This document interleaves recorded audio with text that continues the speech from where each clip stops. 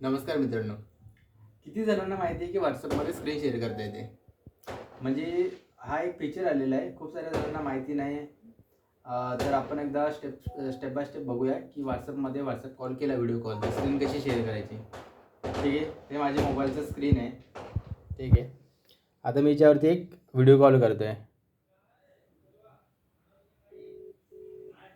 ठीक आहे, हा आला मला व्हिडिओ कॉल, मी रिसीव केला.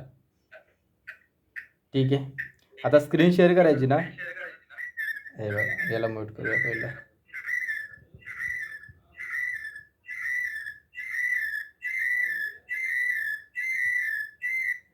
दोन्ही म्यूट करून ठेवले, आवाज येत होता खूप जास्त. ठीक आहे, हे बघा, असं व्हॉट्सअपवरती कॉल केला ना, त्याच्यानंतर हे बघा इथं 3 डॉट दिसतात. या 3 डॉटवरती तुम्हाला क्लिक करायचं आहे आणि ठीक आहे, इथं नाही का स्क्रीन शेअरचं ऑप्शन आहे, बघा शेअर स्क्रीनचं ऑप्शन आहे, याच्यावरती क्लिक करायचं आहे. ठीक आहे, स्टार्ट नाववरती क्लिक केलं.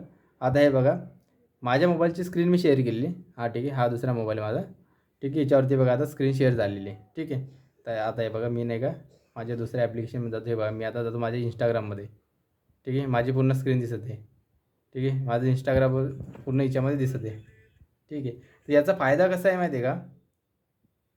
याचा फायदा कसा आहे की समजा आता आपण एखादं ॲप्लिकेशन असेल किंवा काय बोलतात शेअर मार्केटचं ॲप्लिकेशन असेल किंवा एखादं इंस्टाग्राम असेल किंवा काही पण असेल की ज्याच्यामध्ये तुम्हाला लॉग इन करायचं आहे, पण समोरच्या व्यक्तीला कळत नाही आहे. ठीक आहे, तर आपण त्याला समोरची व्यक्ती आपल्याला स्क्रीन शेअर करेल आणि आपण त्याला गाईड करू शकतो की बाबा तू लॉग इन कर, त्यामध्ये ईमेल आय डी टाक किंवा पासवर्ड टाक किंवा व्हॉट एव्हर जे काय असेल ते. तर हे इझी आहे. पहिले हे फीचर नव्हतं, आता हे फीचर व्हॉट्सअपमध्ये आलेलं आहे, तर हे खूप हेल्पफुल आहे.